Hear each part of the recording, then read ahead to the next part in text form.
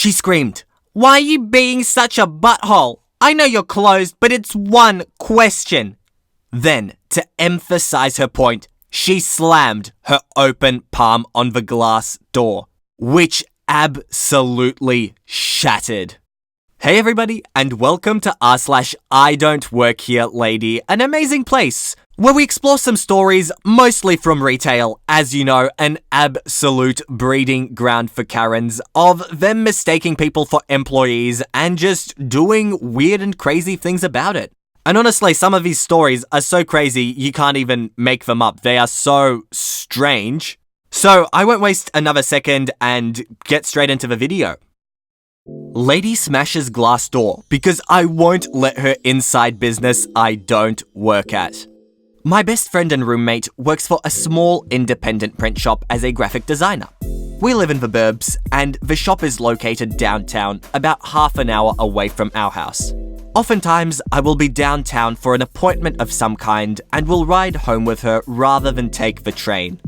Usually by 4 p.m, the only people left in the shop and her and a specific co-worker, so I'll just hang out in the front area of the shop with my laptop. At 5 p.m, they lock the door, and then both of them gather their things up over the next 15 to 20 minutes before actually leaving. They're often out of sight, packing up in the back. Last Friday was one such day. Around 5:10, a lady came up to the door of the shop, a glass door. She saw me sitting there and started tapping on the door. I looked up and mouthed, "The shop is closed." She yelled back, "I have a question." I pointed at my wrist and said loudly, "I'm sorry, the shop closes at 5 and I don't work here." She grabbed the handle of the door and started shaking it as if she could magically make the door open, and then started pounding on the door again. So I set down my laptop and walked over to the door. She screamed, "I only have one question, so can you let me in so I can talk to you?" At this point, screaming was really not necessary, as we were only separated by a glass door. I said, "Mom, I don't work here, and the door is locked from the inside by a key I don't have. I can't let you in." She screamed, "Why are you being such a butthole? I know you're closed, but it's one question." Then, to emphasize her point, she slammed her open palm on the glass door, which absolutely shattered. Honestly, I've never seen anything like it. It's not like it cracked and spiderwebbed out. It just went to shards and fell to the ground. Fortunately, I had stepped back. The lady blinked in shock and then started to speed walk away.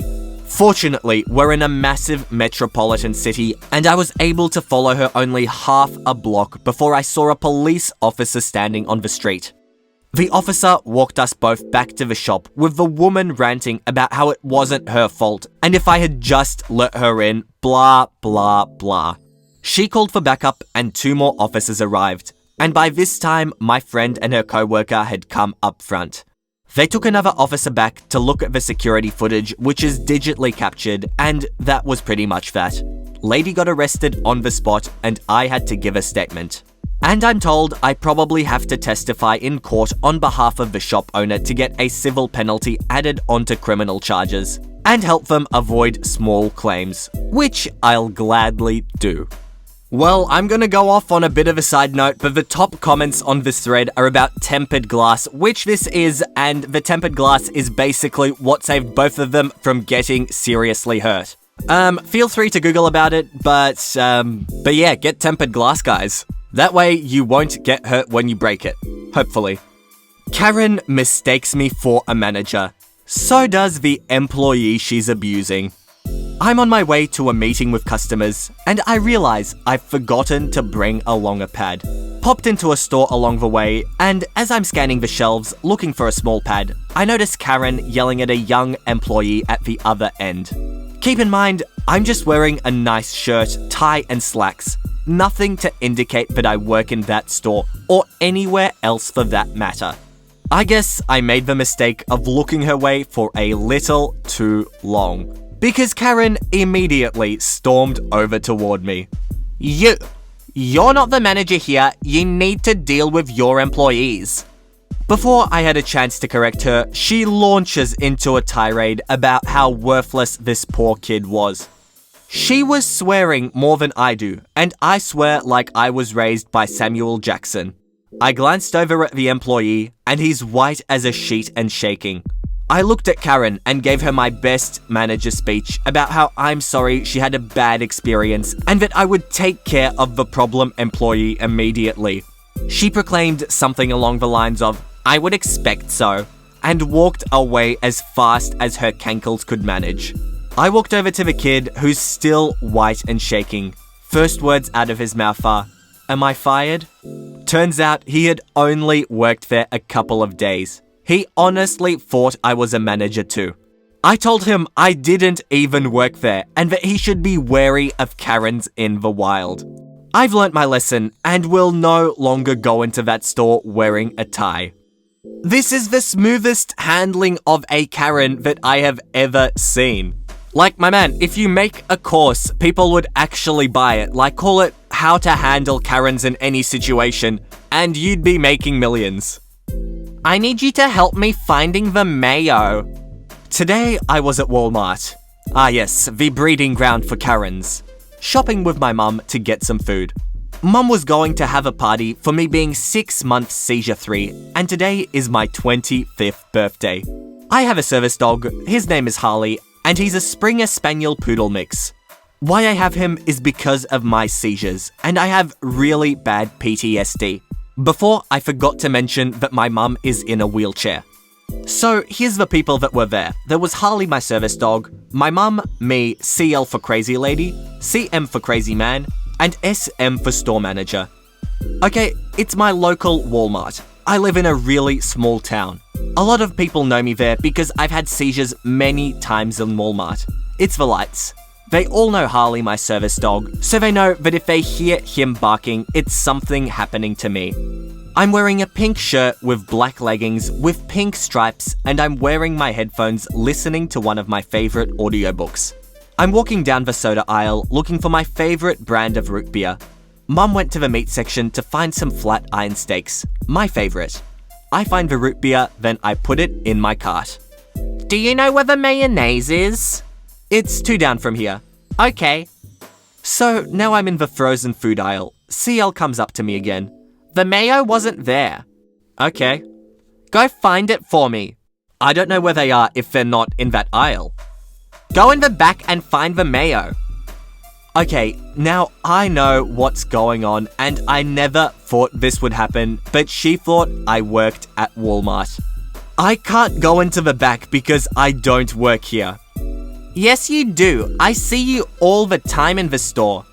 Basically, Walmart is the only store to shop at in my town, and I go there and get groceries and other things once a week. No, I don't. Don't argue with me. I know you work. I think of something I can do to get rid of this lady, and I can't believe it worked for a little bit. Oh, the mayor's right there. CL looks to where I'm pointing at, and I book it to find my mum. But I don't make it too far because CL's husband is behind me. And he is mad, yelling at me to help his wife. The crazy man grabs me, and that's when I screamed. I don't do well with men touching me. When I scream, Harley starts barking his head off, and I'm trying to pull away from him, but CM will not let go.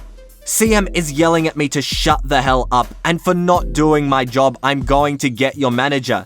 I keep telling CM to let me go, let me go, let me go, and now Harley goes in overprotective mode, and he starts growling at CM.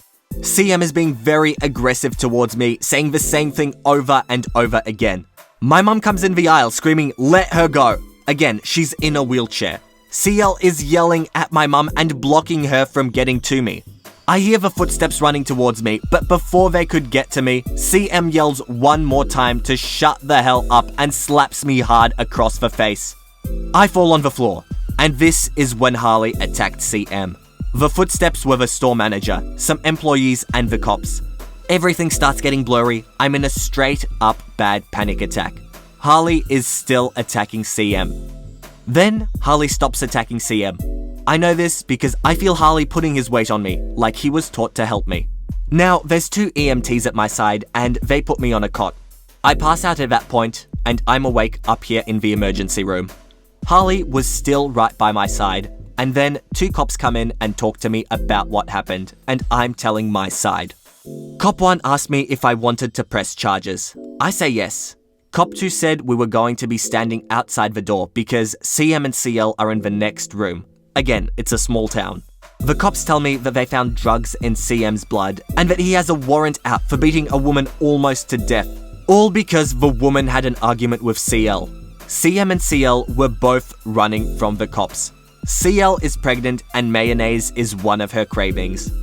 All this happened because CL effing wanted mayonnaise. Effing mayonnaise. Why I reacted to the CM like that is because of a man that hurt me very badly in the past. It was just the way that CM grabbed me and yelled at me that set me off. Oh, when CM hit me and pushed me, I sprained my left wrist and it gave me a concussion. Now I'm spending the rest of my 25th birthday in the hospital. Wow, OP, I hope you're okay after that incident. But how dumb does it get? If you're running from the police, maybe keep a low profile? Maybe don't run to the store and actually harass other people? I quit over a month ago. Please stop texting me. The first summer out of high school, I got a job at the only place that was hiring near me, Dunkin' Donuts. And it wasn't a bad job. I actually quite liked it and was getting paid enough. At least 18-year-old me thought that. I had been there about 6 months when I approached my manager asking for some days off for a family vacation. I was greeted with, "Oh, that won't be a problem. The company's actually selling the store the day before then, so you actually won't have a job anymore." Both great news and not great news at the same time. About a month goes by and I'm a day away from my vacation and go in for my last shift, which is also the last day the store should be there. As I walk in the door, cherry for my vacation, my manager lets me know I'm scheduled for every single day I'd be on vacation. No, there must be some mix-up. The store is closing and I asked you for those days off. I said over and over, to which she wasn't having it, so I quit. Straight up, took off my apron, put it on her desk, and told her I was quitting. I thought that would be the end of it. On my too long of a drive to where I was going on vacation, I was bombarded with calls from both my manager and the district manager, letting me know I was late for my shift and in big trouble. I let them all go to voicemail, and a few days goes by and I stopped receiving calls. That seemed to be the end of it. About a month later, I got a text from an old coworker whose number had since been deleted from my phone. The conversation went, "Hey, do you think you can cover my shift on X day at X time?" "Sorry, I don't work at the store anymore and actually have a new job that I'll be at that day. Sorry. Good luck finding someone else to cover you." Oh. About a week goes by and they text me again. "Hey, don't forget you're covering my shift tonight." Like I already told you, I don't work there anymore and won't be covering your shift. "You never said that, you lying POS. You better come cover my shift and I don't give a heck if you don't work here anymore. You said you'd cover it." And a slew of other rude and very angry texts. I blocked her number and carried on like nothing had happened. And last I heard, the store had long been torn down. Good riddance. Old lady mistakes me for a gardener. A few weeks ago, I was working the lawn in my new house. I had just moved in with my wife and we were really working hard to make the place homely. I was already finishing up the lawn when I saw an old granny slowly walking towards me. I turned off my lawn trimmer so I could say hello and not have anything fly towards her. When she came up, she kindly asked me, "Excuse me, how much do you charge per lawn?"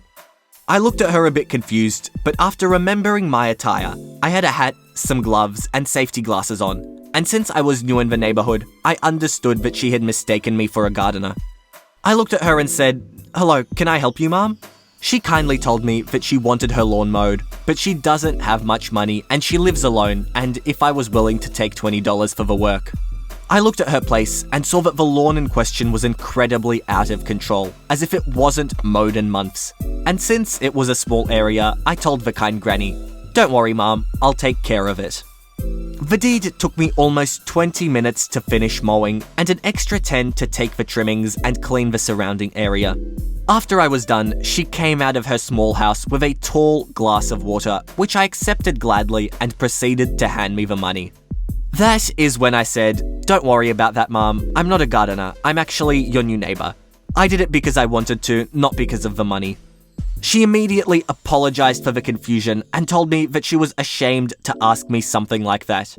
I told her not to worry about it and that it was something I did out of the bottom of my heart. And if she needed help with her lawn, to please call me. She began to cry and thank me profoundly and began to tell me her story. Turns out she was living alone for a while and that her husband died a few months ago, and she didn't have anyone to help her as all her children were living in the US. After the tale, she thanked me again and we went our separate ways.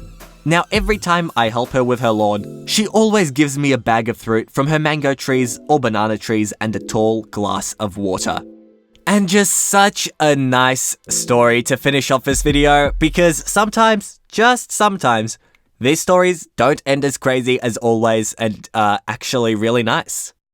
Alright everyone, thanks for watching this installment of r/I-don't-work-here-lady. And if you like what you see, then make sure to subscribe to the channel for Reddit videos every Tuesday, Thursday and Saturday on a whole bunch of different subreddits. Also, if you've got your own stories, make sure to leave them in the comments down below. I absolutely love reading your comments and will reply to as many of you as I possibly can. But for now guys, that's it from me. I hope you all enjoyed, and all I want to do is see you all here next time. See you later, guys.